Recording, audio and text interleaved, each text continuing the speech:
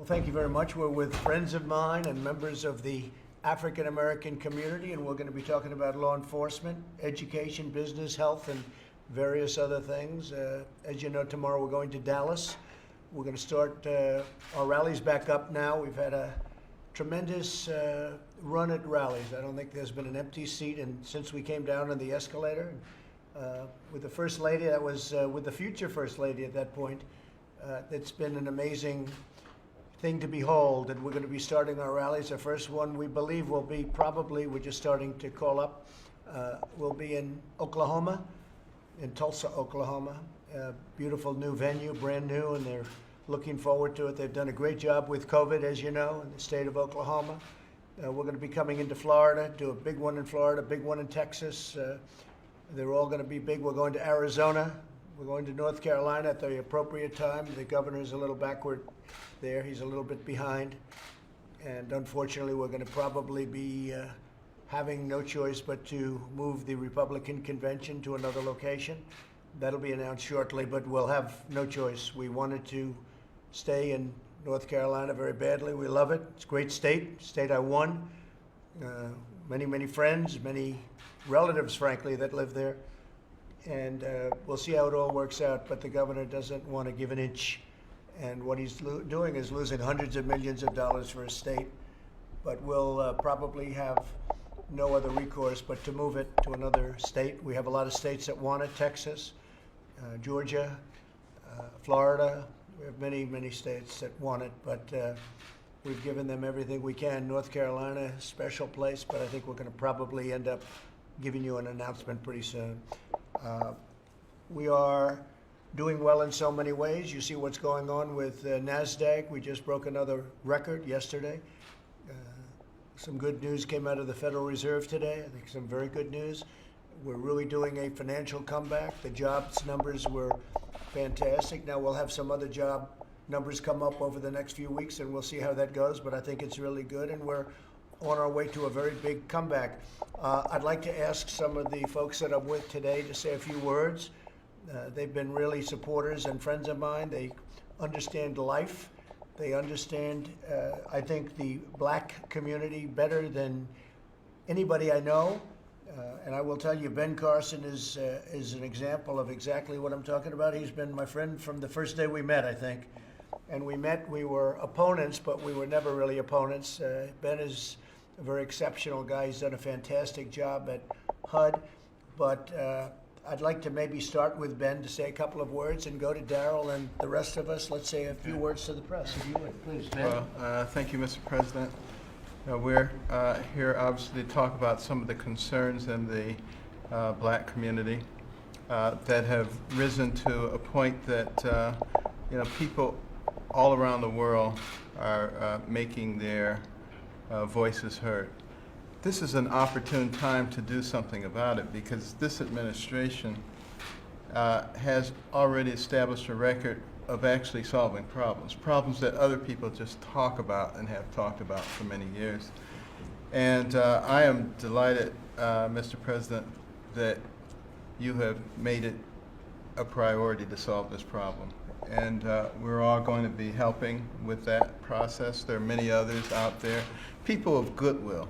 You know, there's some who just wait for anything to criticize it. But there are actually some people who actually want to see a solution. And I've had a chance to talk to many of them. We'll continue to do that, put forth the kinds of programs that actually get people out of poverty, not things that just keep people stable in poverty and happy in poverty. We want to change that whole dynamic. And I think some of the things that have already been done, we will get back to those quickly. You know, this was an intentional stopping of the economy, of an amazing economy. The fundamentals of that economy are still in place. We will recoup that, and we will move further on. And your philosophy, of course, has been that a rising tide floats all boats. And that's why you don't spend a lot of time with identity politics. We want everybody to be successful, Right. And we're going to do everything we can to help you do that. Well, as I've been saying, Ben, I think that the economy will be, next year, will be maybe the best it's ever been. You can already see it with the stock market, how it's been going up, because you have a lot of smart people that are betting on exactly what I'm saying. The stock market is almost as high as it was prior to the plague floating in from China. It was a plague that floated in from China. Now they're learning that it may have been much earlier, which bears out exactly what I've been saying. You saw that word yesterday, that it may have come in a lot sooner than we were told. A friend of mine is Daryl Scott, and he's a great guy, and he's got a tremendous heart. At the same time, he's a tough cookie. I think that's what maybe attracted me to him. Unfortunately, I didn't get attracted to the good parts, but that's a good part too. Daryl, say a few words, please. We're here today, and thank you, Mr. President, for allowing us to come. Our nation is at a juncture where we're facing another challenge, but this administration has become used to challenges. It's been one challenge after another, and we've pressed pause, but we're ready to press play now and continue in the positive initiatives regarding the black community. You know, Mr. Trump called me in November of 2016, right after the election, right after he won, and he said to me, "What do you want?" And I said, "What do you mean?" He said, "Well, I mean, you've been working real hard. Is there anything that you want?" And I said, "I want to be a liaison from the black community to the Trump administration and a liaison to the black community from the Trump administration."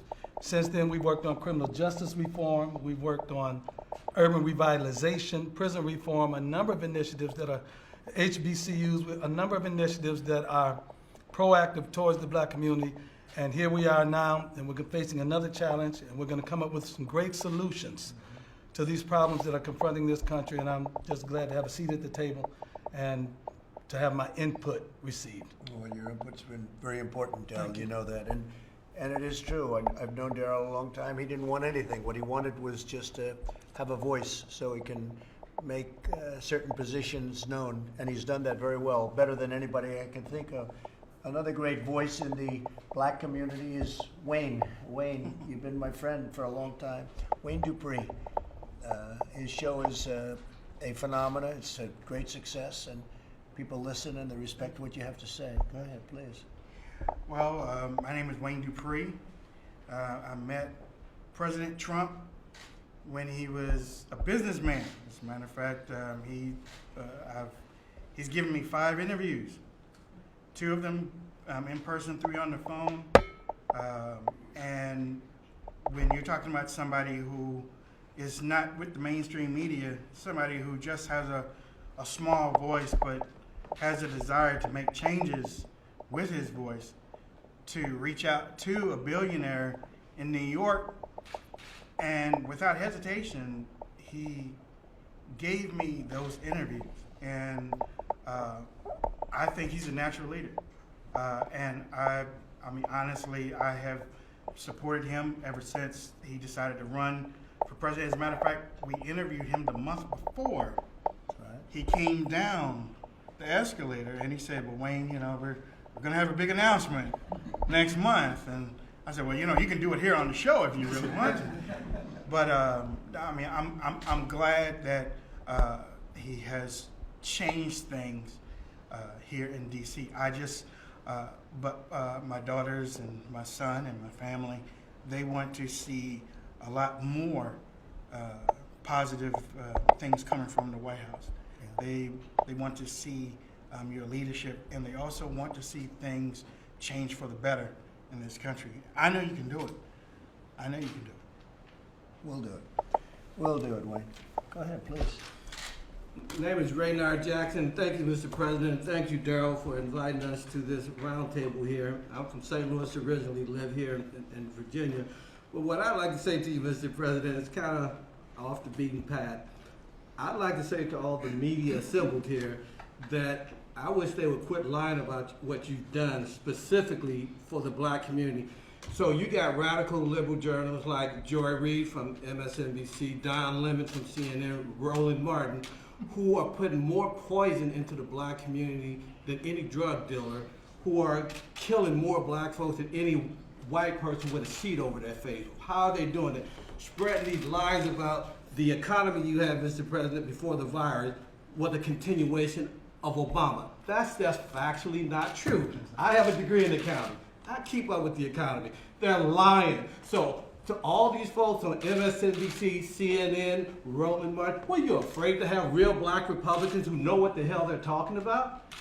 If you want to know the truth, if you want us to dissect the Obama economy, let's do it. And I think, Mr. President, your record would win the debate. Thank you. Thank you very much. And it's interesting you say that, but you go down a list of criminal justice reform and all of the things we've done, opportunity zones, the best unemployment rate in the history, just before the plague came in. And it's going to be back again soon. I think it's going to be back again a lot sooner than people think. I think last week was a reflection of that, the jobs numbers. But you look at all of the things we've done. We've now worked on prison reform, so important, and so many other things.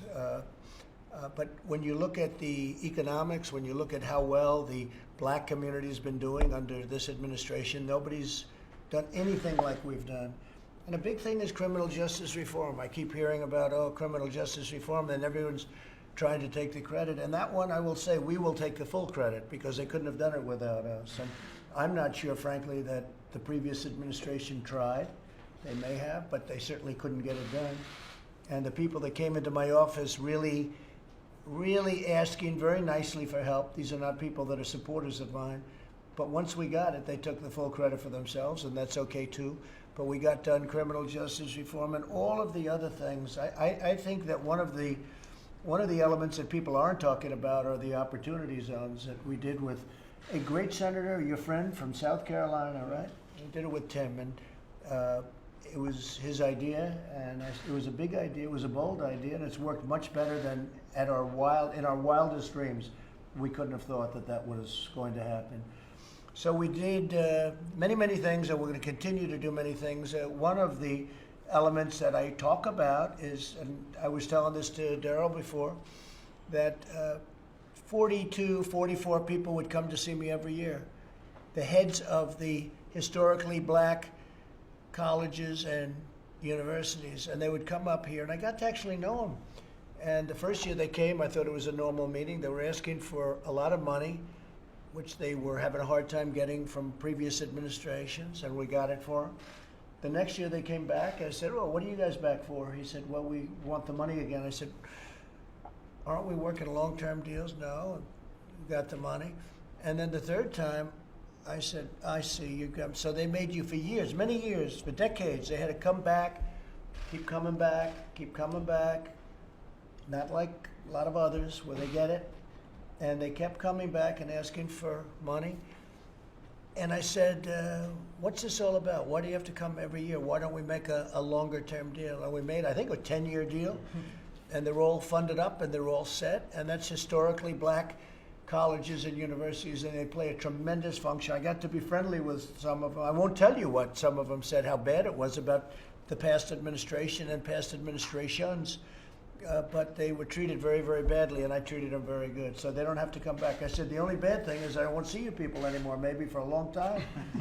And they were okay with that. You know, now they can focus on what they really do, which is education. So we've done a lot for the black community, and we've done a lot for all communities. And it's a great honor to have you folks with us, and thank you very much. Did you have anything to say, by the way, fellas? Yes, right down here. Go ahead. Sonny Johnson. So, my name is Sonny Johnson. I'm a host of Sonny's Corner. I'm probably the most Trumpish out of everybody in this room, so you're gonna have to forgive me. The black community is not doing okay. Like, I understand the perspective and the desire to put out this talking point, but it's not, okay? And I can do it in a simplistic way of just saying, what are the first things you did when you first came into the presidency? The very first things you did was like remove regulation and taxation at high levels. Think about the black community that has been under democratic rule, progressive rule for 60 years. How many rules, how many regulations, how many different forms of taxation are on the books in those areas that are preventing our communities from actually being able to see sustainable growth that we can keep and get ourselves out of this tread of generational poverty? We are not okay when it comes to things like education, because we are not able to get quality choice into our communities because we don't have any position or power upon our school boards to be able to fight for those things, and not just to get charters in, but to also bring some kind of reformation to the public school system as it stands too. So yes, as well as criminal justice reform and a lot of other things, as well as health and things we could put down the list. All of these things have been under Democratic control for 60 years.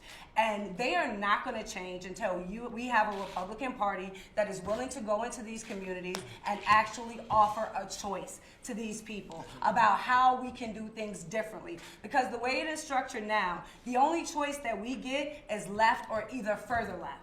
And we're not getting the opportunity to actually vote on what we look at as conservatism equally applied.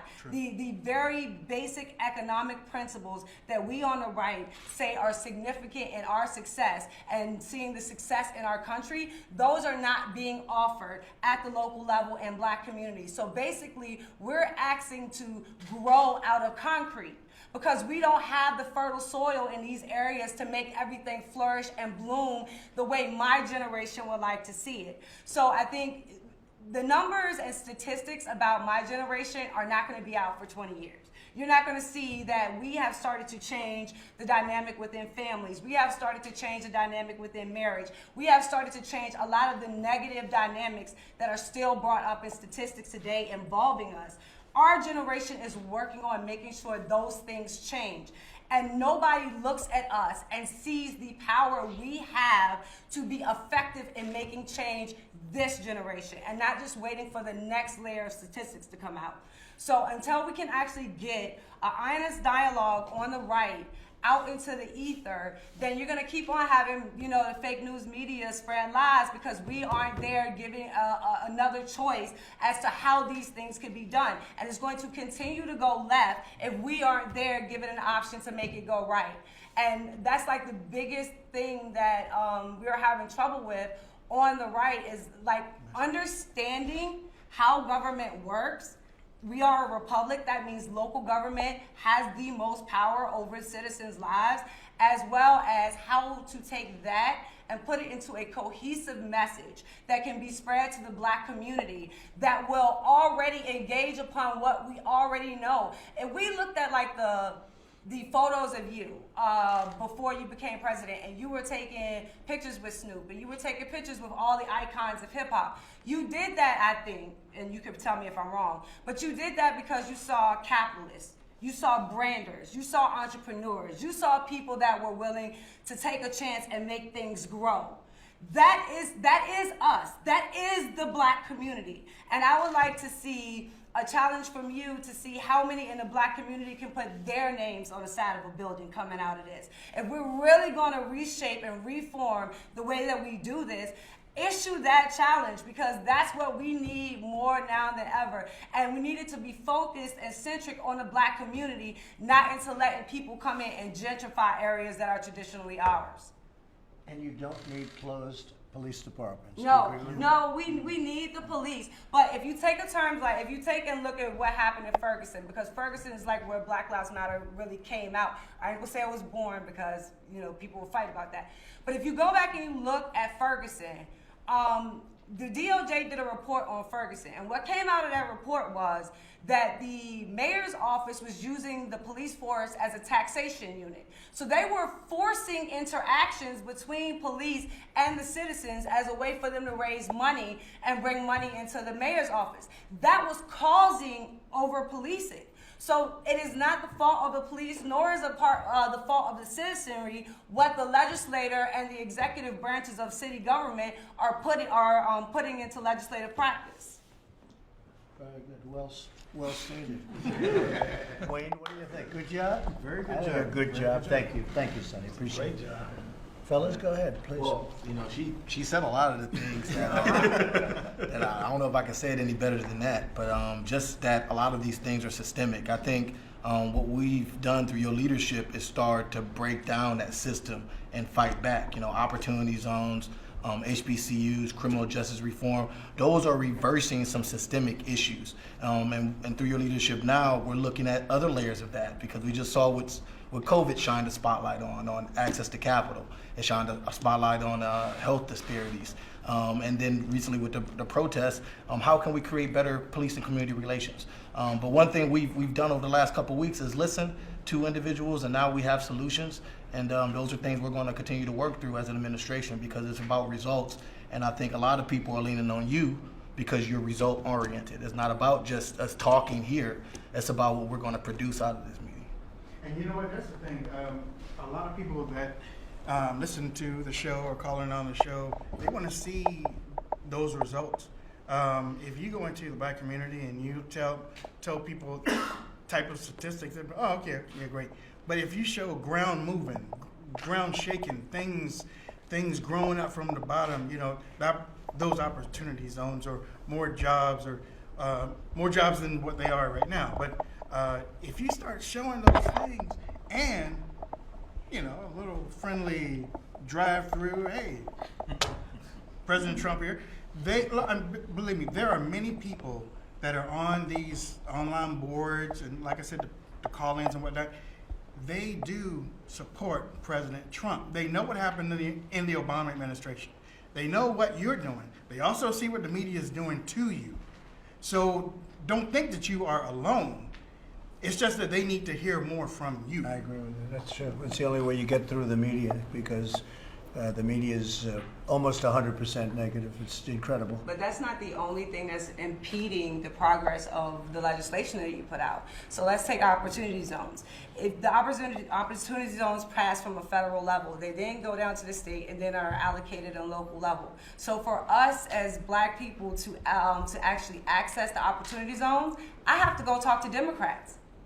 And I have to be willing to do what they want to do under their agenda, how they want it done, for me to be able to have access to the opportunity zone funds. So that's where, when you see in our communities, instead of getting young blacks to invest and become entrepreneurs and become owners, you're getting gentrification, because outside forces with more money and connections to these Democrats are able to come in and get this money a lot faster than the black people that it was actually intended to help.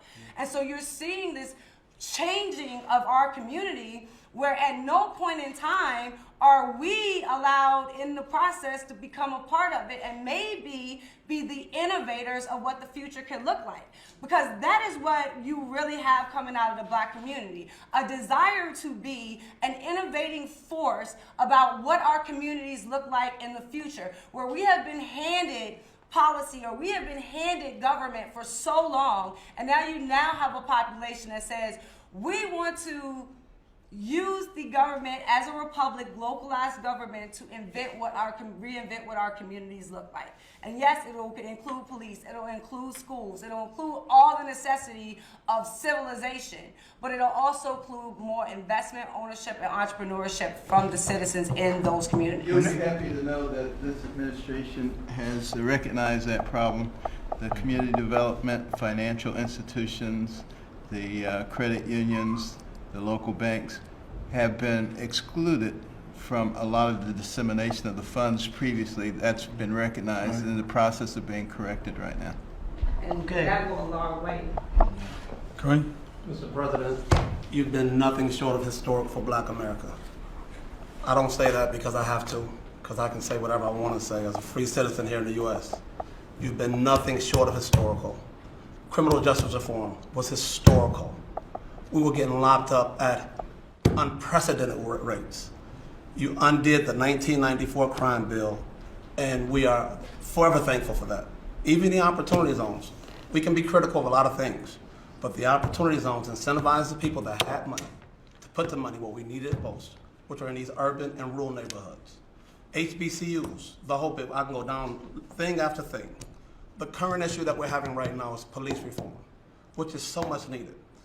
We did criminal justice reform, but police reform is the gateway to what we see as an unjust criminal justice system sometimes. Meaning, if a crooked cop doesn't do a terrible, corrupt thing with an individual, we never get into that bad system. This administration has been marred by a crooked cop like James Comey and others going after you and creating things that just were not there. The impeachment it's not real, but they can do that, and our community has been affected by that in a way that it's hard to explain. I tell people this all the time. This whole situation with this policing, it's not new to black people. We've been used to it. As a kid, I got harassed by the police all the time, and I think I was a good kid. But it's a part of our community. And so we do need some things to happen on the police reform side, which will connect with the great things you've already done historically with criminal justice reform. And we know that you're the president to get it done. We know that we need some banking reform so that we can get more access to capital. We do also understand that we need some holistic approaches to create this ecosystem. Voting rights. Blacks have to go to get voting rights every 25 years or so now. These are things that are historic, and we believe that you are the president to get these things done for the black community. You've done some great things for us already, and we're relying on you, and we appreciate everything you've done, Mr. President. You've been amazing. Thank you very much. You're welcome. Yeah. Well said. Your friend, right? Yeah. He's a good man too. For a long time we've known him. Okay, thank you all very much. We'll see you tomorrow. Thank you, President. We'll see you tomorrow in Dallas. Thank you, Thank you. President.